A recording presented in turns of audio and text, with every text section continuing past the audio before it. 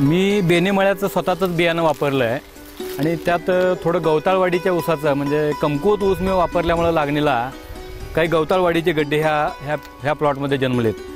आणि त्याच्यात सुद्धा ज्यावेळी मी औषधाची फवारणी केली नव्हती किंवा ड्रेंचिंग केलं नव्हतं त्यावेळी ते गवताळवाडीचे सगळे ऊस असे हे गवताळच होतं। हा गड्डा सगळा गवताळ आहे। आणि ह्या फवारणीनंतर किंवा ह्या ड्रेंचिंग नंतर मला ह्याच्यात असं दिसून आलं की एका गड्ड्यात 6 ऊस फॅक्टरीला जाण्यालायक बनलेत, फॅक्टरीला जाण्यालायक ह्यात ऊस बनलेत।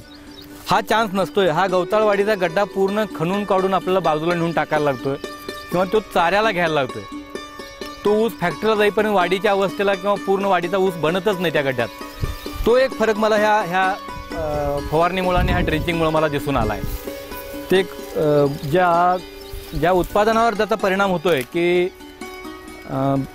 त्यामुळं डालं पडलं म्हणतो आम्ही शेतकरी शब्दात, की त्या गड्ड्यामध्ये जेवढं रान माडं पडतं त्या रानात, पेरलेल्या रानात किंवा बियाणं लागण केलेल्या रानात, ते सुद्धा हा गॅप ह्याच्यातनं भरून निघणार असं दिसायला लागलं।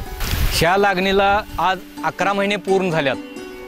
11 महिन्यात गवताळवाडीचं बियाणं चुकून असं लागणीच्या काळात आम्ही तोडवलेलं आहे आणि ही 11 महिन्याची वाढ ह्या ऊसाची आहे, ह्या गवताळवाडीच्या ऊसाची। आणि तोच हा जोडीचा ऊस, त्याच्याबरोबर ह्याला पाणी दिलंय, रासायनिक लागवड दिल्या, काही खत माती किंवा फवारण्या केल्यात, पण गवताळवाडीचा ऊस बनत नाही हे सरळ सत्य आहे, हे पूर्ण सत्य आहे। हे आपल्या नजरेसमोर दिसतंय। ह्याला पाणी देऊन पण हे वाळायला लागलं किंवा ह्याची मरच आहे, ह्याचा ऊस बनला नाही, ह्याच्यातनं काय आपल्याला उत्पन्न मिळत नाही हे दिसतंय। पण ज्यावेळी मी रॉयल फोस्टोक आणि रॉयल ग्रीन ह्या औषधाचा वापर करून जो मी खालचा प्लॉट मगाशी तुम्हाला जो दाखवला त्याच्यामध्ये गवताळवाडीच्या गड्ड्यामध्ये सुद्धा 6 ते 4 ऊस, प्रत्येक गड्ड्यामध्ये ऊस आज 5-7 कांडीचे आणि मोठ्या वाढीचा जोम असणारा टोटरा किंवा त्याच्या वाढीची अवस्था पूर्ण ग्रोथ धरून वाढायला लागला। हे एक वेगळं ह्या मला औषधामधनं दिसून आलंय। शिवाय माझं जर पर एकरामध्ये जर 5 टन ऊस वाढून मिळाला तरी मी घातलेला जो औषधाचा खर्च आहे तो असा जाणाऱ्या ऊसातून मला ते उत्पन्न वाढून मिळणार आहे। हे आता तुमच्या सगळ्यांच्या समोर मी हा प्लॉट दाखवतोय।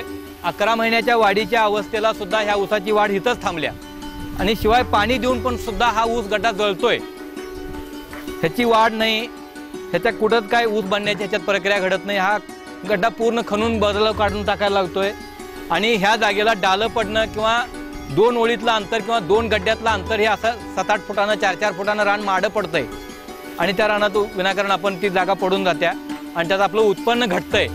ते होणार नाही हे ह्या औषधातनं मला दिसून आलंय।